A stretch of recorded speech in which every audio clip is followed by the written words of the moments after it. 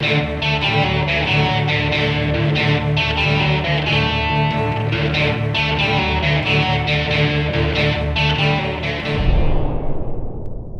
to the Pirate Handyman, where we teach you how to become self-sufficient and even save some coin for your treasure chest. If you dig what we're doing, hit that subscribe button down below, and if you hit the notification bell, you'll get notified every time a new video is put up. So we always talk about saving money, but how do you track how much money you're actually saving? So what we're going to do today is we're going to talk about budgeting. We're going to set up a simple budget and go through just some basic things on how to manage your budget. Now, I like to use Microsoft Excel. It's a program that I've been used to using for several years. Actually, you can use any type of spreadsheet program that you're comfortable with, or you can even just use a pencil and paper. So you can see here what I've done is in the first column, I've got the month, and then I've got some categories here for income. Now what I've put in for the income, I have incomes 1, 2, and 3. So for example, if you have more than one job, you have another source of income. Let's say you're getting Social Security, but you also have an IRA or a 401k that you're pulling from. So you would just put in here whatever your source is. And then for expenses, I just put some basic expenses in here. And just I want to note here that I always put charity or church first. You'll notice that we have another video called The Importance of Giving and Giving Back. So if you wanted to look at that, that would kind of explain why I've done this. And then the second one is savings. You should always pay yourself first. After you have given to charity or given to the church. And the reason is you want to have a backup in case something happens that you haven't planned for or budgeted for, or maybe you're saving for a new car or something new. So these are just basic categories for your expenses. And you would put in anything that you normally would use. You could put a gym membership in here or anything like that. But anyway, this is just kind of a good starting place. Now, where do you get the idea for how you should set the budget up? Well, what I've done is I've taken the last 3 months of income and expenses and added it together, then divided by 3 to get my average. So I've got this here for the income, and then for the expenses, same thing. Using credit card receipts, credit card statements, your bank statements, and things like that, you just come up with what you want to target here. Then down here at the bottom, you can see that our net is $315. So when we add these all together, you can see that we've got $4,250 for income, $3,935 for our expenses, and we end up with an extra $315. Now, I like to use the automatic formulas that are in Excel. So like for right here, what I do is go over here to auto sum, and when I click on it, it's going to highlight anything that has numbers above it, and this is all correct. So I'll just hit enter.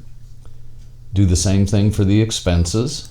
You highlight it, hit auto sum, and hit enter. And then down here what I've done is I've just put in a simple formula, and what it says here is this is going to equal C7, which is this up here, and C25. So you're going to subtract your expenses from your income to get your net. So once you have done that and you're fairly comfortable, you're going to be making adjustments as you do this. But what we'll do now is we'll look at our actual expenses for this month, and see how we did. So here you can see that, the income for the first source was the same. It was a little bit less for the second source and a little bit less for the third source. So my auto sum here is showing that we've got 4,020 versus the 4,250. And then I put in all my actual expenses, and you can see that we came up with 3,869, so a little bit below what we were hoping for, so that's good.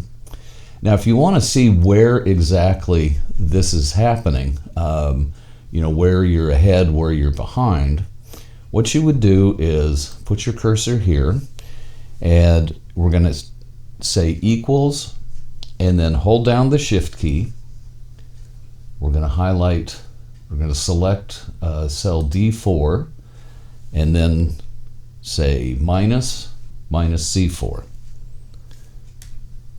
Now, so we don't have to do that each time, what I can do is put the cursor there, and in the lower right of the box, you see there's a little square.